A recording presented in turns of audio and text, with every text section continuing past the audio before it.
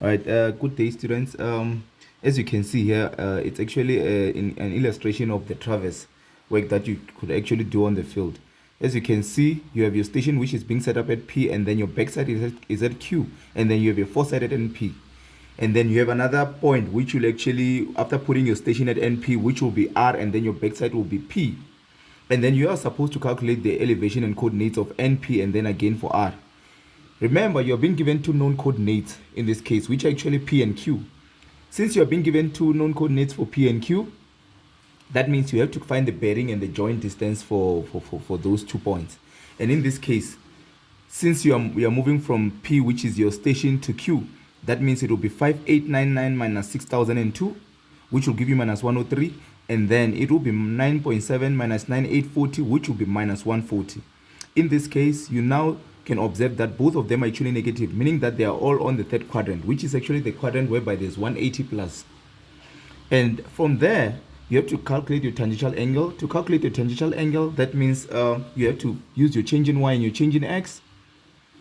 In this case, it will be the tan of your theta, which is actually your change in y over your change in x, such that you will find your tangential angle of 36.34244485. After finding your tangential angle, that means you have to add your 180 plus the tangential angle in such that you will actually get the bearing from P to Q, which is 216.34244485. Again, you can calculate your joint distance using your change in y and your change in x, which will actually be the square root of your change in y squared plus your change in x squared, which will give you 173.80734646. You now have your joint bearing for PQ and again your joint distance for PQ. But then we haven't actually done the work that was required of us from this question, which was to find the coordinates and the elevations for NP and R. And then we go on. Let's assume that we went to the field to find our readings for our circle left and our circle right. Remember, I said that going to Q is our backside, going to NP is our foresight. These are actually the assumed readings that you got using your instrument in the field, so that you get your circle left and your circle right. Your circle right will actually, after calculating your measured, you'll have to actually calculate your measured angle for both your circle left and your circle right. So for you to calculate the measured angle on your circle left, it's always the foresight, as you can see, which is this one, minus your backside, which will actually give you this value of 48 degrees, 59 minutes and 50 seconds, right? And then in the case of the circle right, it's actually the opposite, which will be the backside minus the foresight, which will actually give you this value of 310 degrees, 59 minutes and 59 seconds. You are supposed to add these two such that they'll give you 360. But then in this case, if we observe very well, if I was to add this and this, they would give me this value, which is actually a few minutes, a few seconds away from 360. That means I'm running short of some few seconds to reach 360. And in this case, I have to take the shortage. In this case, if I was to subtract, I will say 360 minus 359 degrees, 59 minutes and 49 seconds. I found that I actually have 11 seconds short. I'll divide this by 2 such that I'll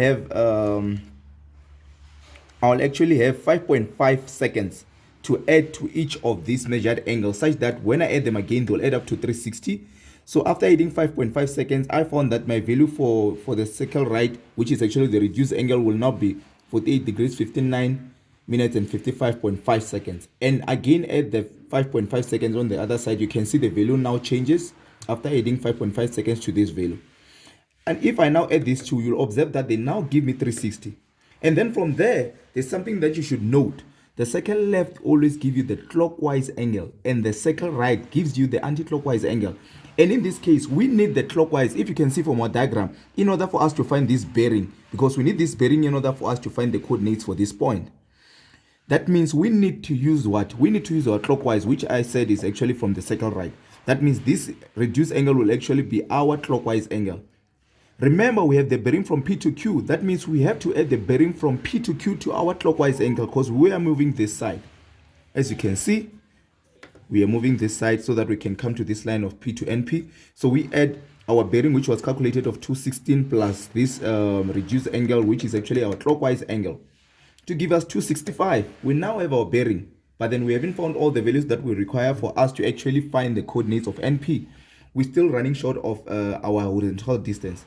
And in order for us to find our horizontal distance, we need to go on and find our slope angle.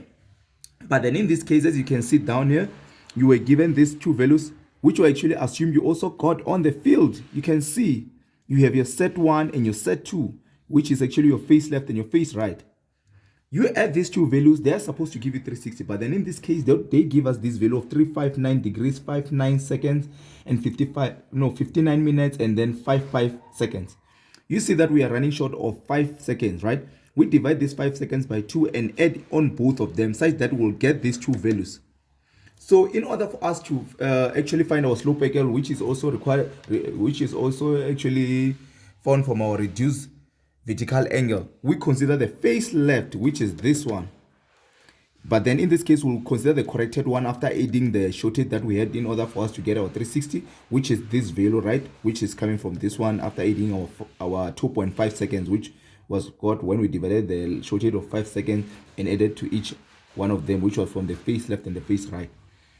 And then moving this side, I took this value, as I told you, that we now put this value here, which is our reduced vertical angle, but then we need our mean vertical angle. That means our equation tells us that to find our mean vertical angle, we have to subtract, we just have to say 90 minus the reduced vertical angle, which is this one, which will actually give us a negative, because in this case 91, which was the reduced vertical angle, was actually much larger than your 90 degrees. We found a negative value. We never omit, we leave it as it is, so that we'll actually put it on an equation to calculate our HD, which is our